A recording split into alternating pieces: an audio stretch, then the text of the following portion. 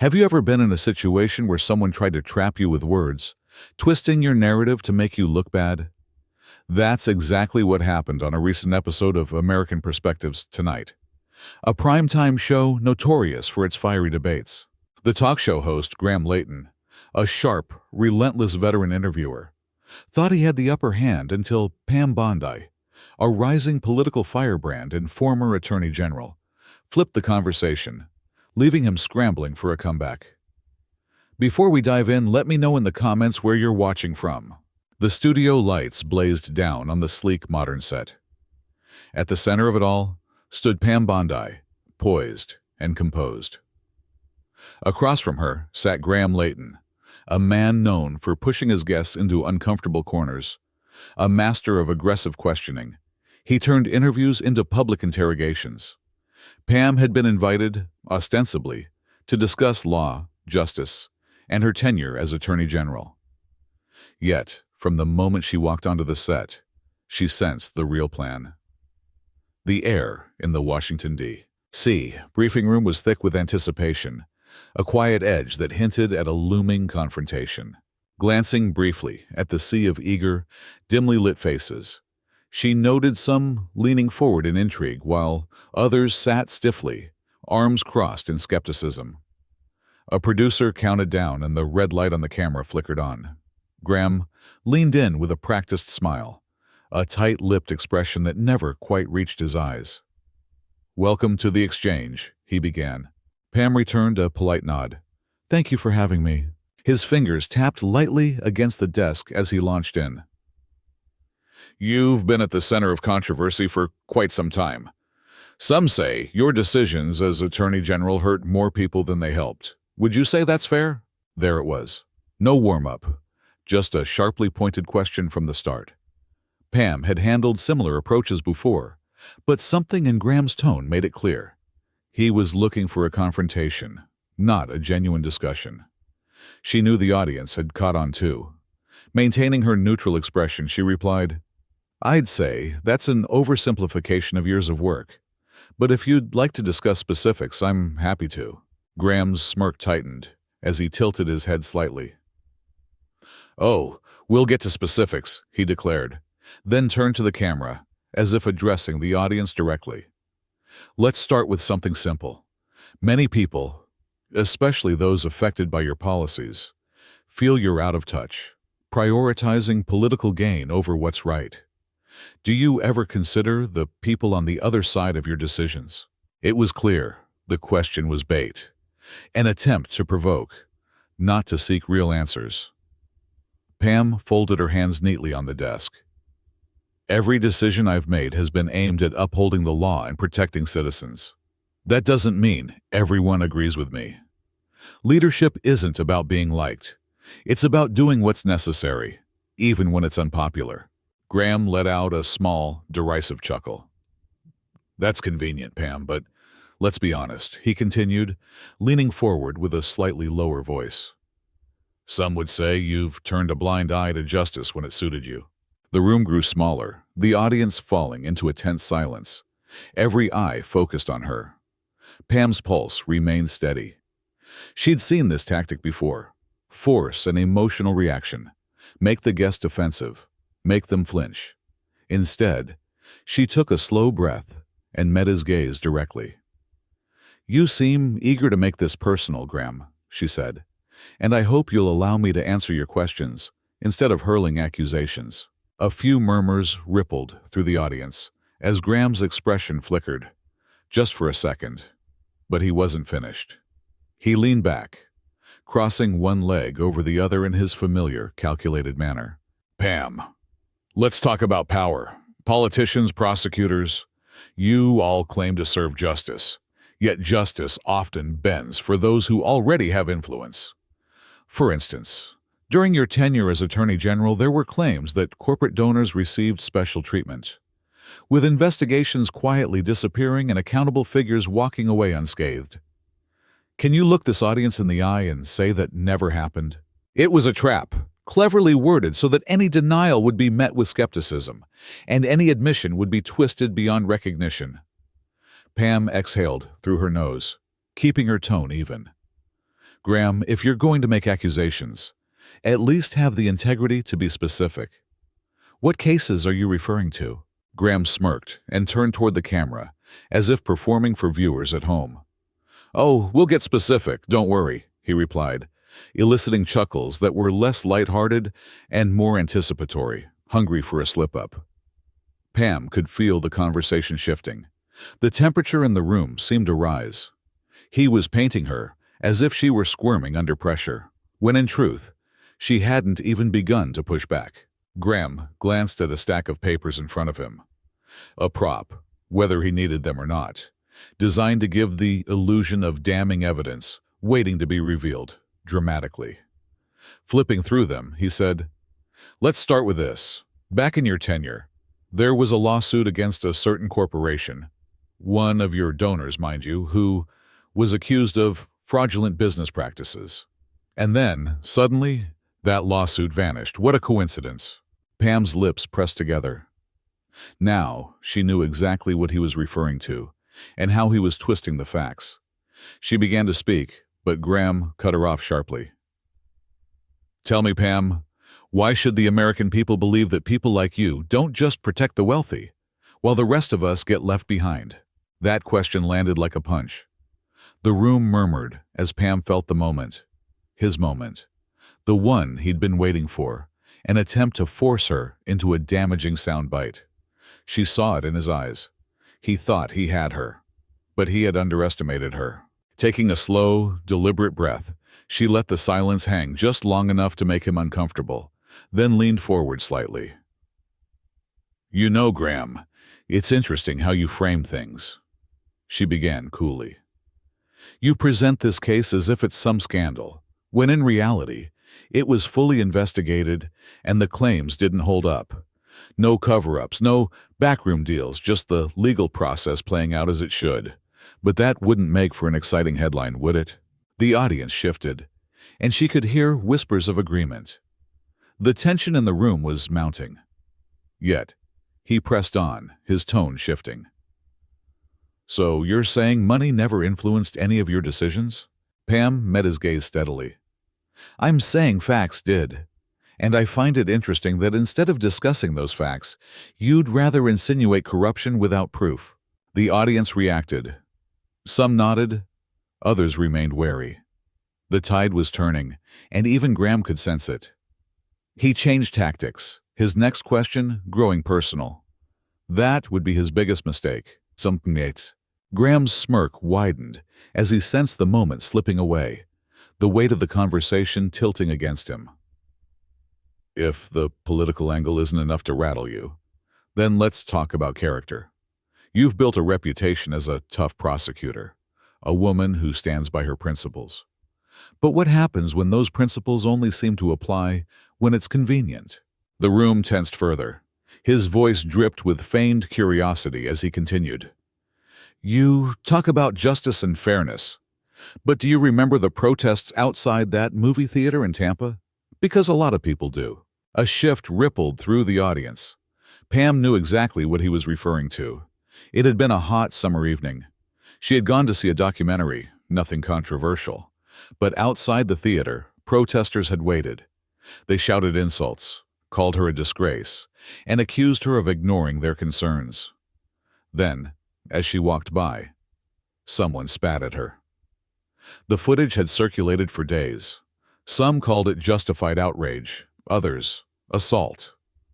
Pam's jaw tightened, but her voice remained controlled. "Yes, I remember." Graham leaned in. "People were angry. Some of them lost everything because of policies you defended, and instead of engaging, you walked away. Some would call that cowardly." Murmurs rippled through the room, and Pam felt a familiar frustration well up. He wasn't interested in the truth, just in crafting scandal. "Let's be clear, Graham, you're talking about a situation where I was harassed in public, even physically assaulted. Are you suggesting I should have just stood there and taken it?" Her words hung in the air as the room braced for his next move. Graham raised an eyebrow, his expression unreadable. Pam continued, her voice sharpening. "Because if you are, I'd love to hear you say it plainly. Let's not dance around it. Defend mob intimidation on national television. Silence fell. For the first time, Graham hesitated. The audience was no longer just watching a guest on the defensive. They were witnessing a host being called out. He shifted slightly, then quickly recovered. I'm saying that when people are desperate, they do desperate things. And when leaders refuse to engage, they feel abandoned. Pam held his gaze steadily. Desperation doesn't justify violence. Would you say the same if it had been someone else in my position? A journalist or a politician you agree with, or do different rules apply depending on the target? A murmur rippled through the room as Graham exhaled through his nose, clearly irritated. So, you're playing the victim? He challenged. Pam leaned back slightly. I don't have to. The footage speaks for itself. But if you'd like to discuss the real issues instead of twisting events for drama, I'm happy to. A beat of silence followed. Graham shifted, flipping a page in his notes. But the energy in the room had changed. Pam wasn't just pushing back. She was taking control. Desperate to regain control, Graham made his second mistake. He inhaled sharply, glancing down at his notes as if recalibrating.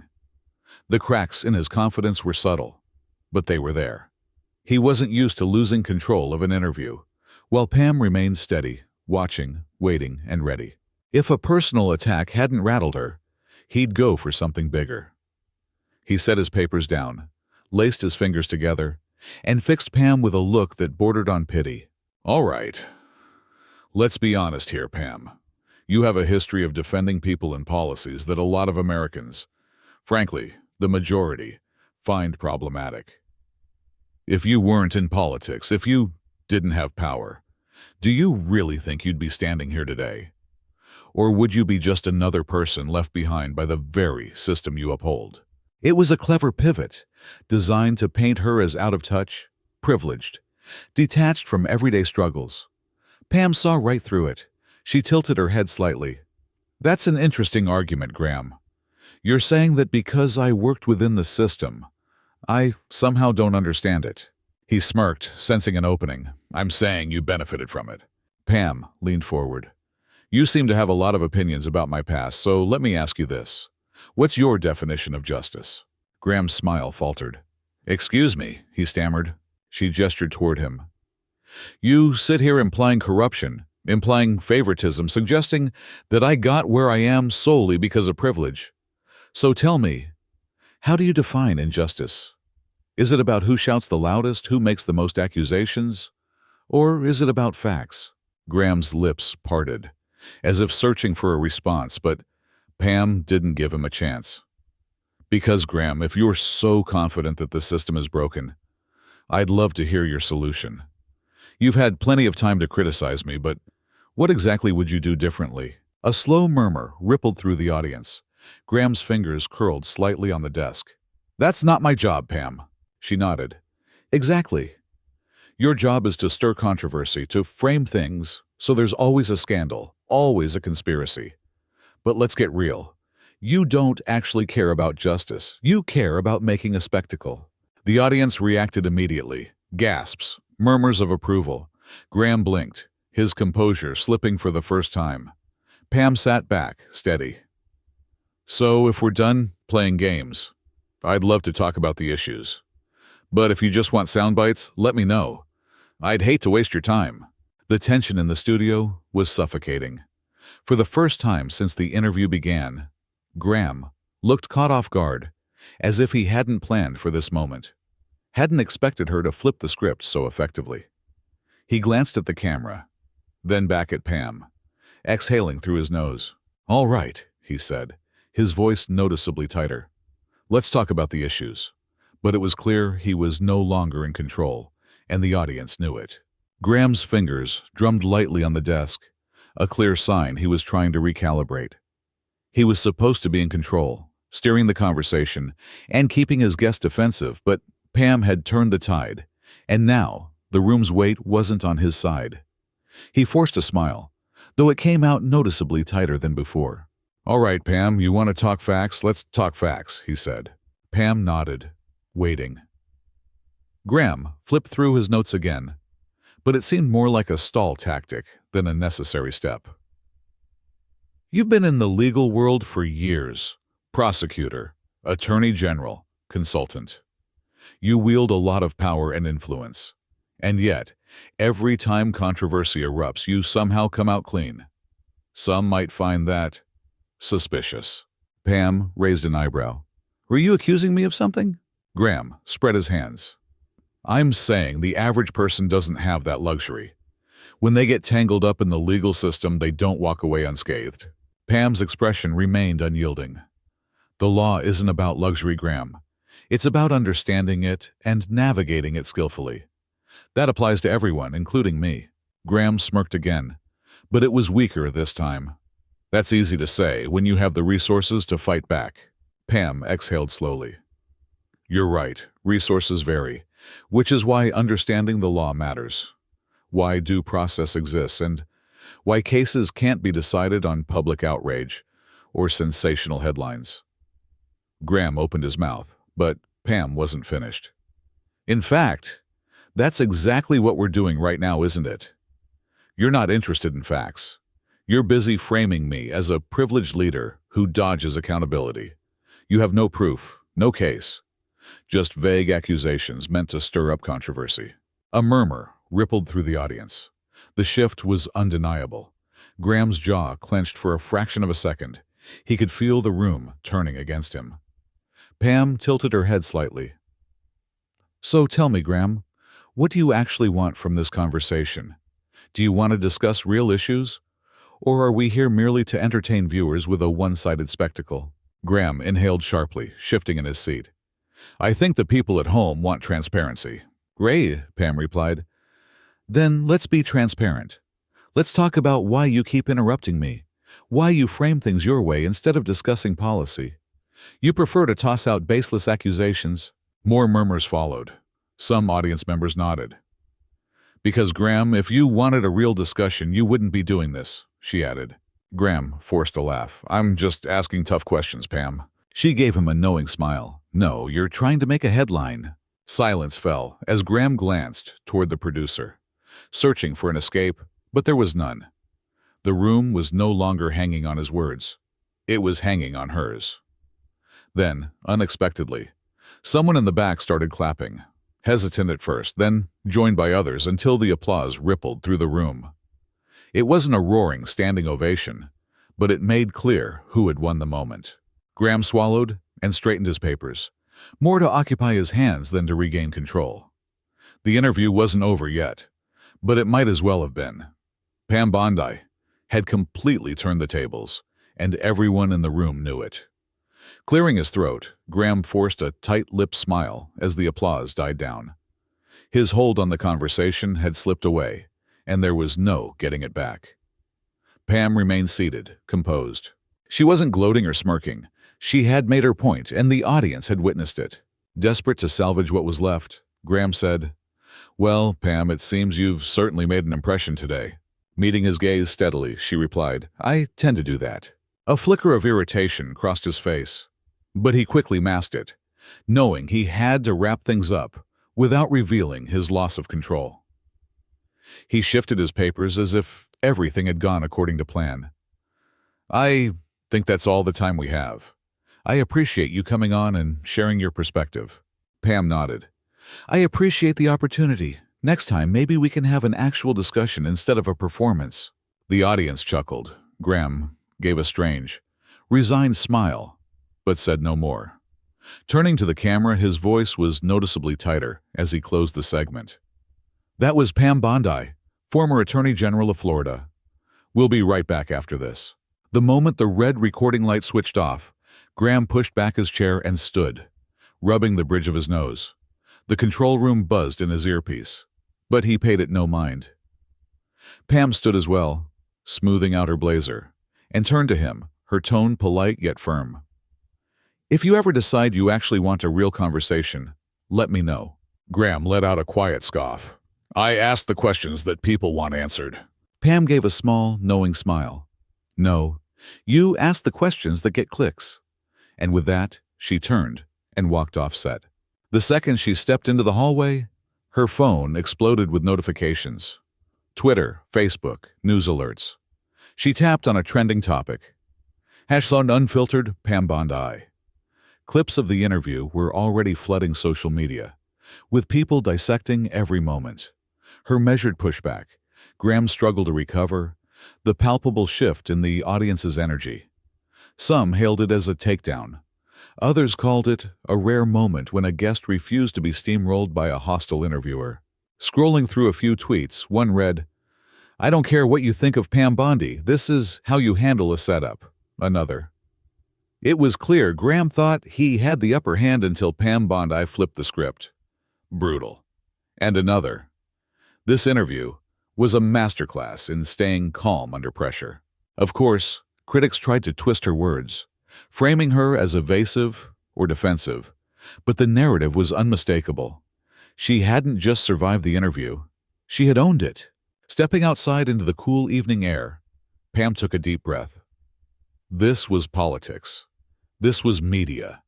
And if there was one thing she'd learned, it was that no matter how hard someone tries to control the conversation, the truth always finds a way through. Moments like these remind us why staying composed under pressure matters. When faced with hostility, it's easy to get defensive or lose your temper. But true strength isn't about fighting back with anger. It's about knowing how to fight back with clarity. Pam Bondi didn't win that interview by yelling or getting upset. She won by staying sharp, refusing to be baited, and ensuring the audience saw exactly what was happening. It's a lesson for anyone watching. Stay calm, stay focused, and when the world tries to put words in your mouth, make sure you're the one controlling the narrative. We just witnessed a powerful example of how to handle a hostile interview, but the principles Pam Bondi used extend far beyond the realm of television debates. They apply to everyday life, to business negotiations, to family disagreements, to any situation where someone is trying to control the narrative to your disadvantage. The key is mastering the art of the reframe. What is a reframe? A reframe is a deliberate shift in perspective. It's about taking a negative or accusatory statement and turning it into something neutral, or even positive. It's not about dodging the question. It's about addressing the underlying assumption and challenging its validity. Key techniques for effective reframing. Identify the underlying assumption. What is the real message behind the attack? What are they implying about you or your actions? In the interview, Graham wasn't just asking about specific cases. He was implying that Pam was corrupt and privileged. Challenge the assumption, not just the question. Don't get bogged down in the details of the accusation. Instead, address the broader narrative they're trying to create. Pam didn't just deny individual allegations. She challenged Graham's entire framing of her as someone who benefited from a broken system. Ask clarifying questions. This forces the attacker to be specific and prevents them from relying on vague insinuations. What specific cases are you referring to is a powerful tool. Pivot to your strengths. Once you've challenged the assumption, redirect the conversation to your positive attributes or accomplishments. This is not about changing the subject. It is about putting the conversation in proper perspective. Maintain composure. This is crucial. Losing your temper or becoming defensive only validates the attacker's narrative. Stay calm, stay focused, and speak with clarity and conviction. Turn the tables. Ask questions of the attacker. Force them to be accountable for their words. Reframing in everyday life. Workplace. A colleague criticizes your project, implying it's poorly planned. Instead of getting defensive, you say, "I appreciate your feedback. Can you be more specific about which aspects you feel need improvement? I'm always looking for ways to refine my process." Family. A relative makes a snide remark about your career choices. Instead of arguing, you say, "I understand you might have different priorities, but I'm passionate about what I do, and I'm proud of the progress I've made." Social media. Someone leaves a nasty comment on your post. Instead of engaging in a flame war, you might say, "I appreciate your perspective, even if it differs from mine. Perhaps we can have a constructive conversation about this." Or you might simply ignore it. Sometimes, silence is the best reframe. The art of the reframe is a powerful tool for anyone who wants to take control of their narrative and navigate difficult conversations with grace and confidence. It's about refusing to be defined by others' accusations and instead choosing to define yourself. Have you ever successfully used a reframe? Share your experiences in the comments below. And don't forget to subscribe to the channel for more insights on communication, strategy, and navigating the complexities of the modern world.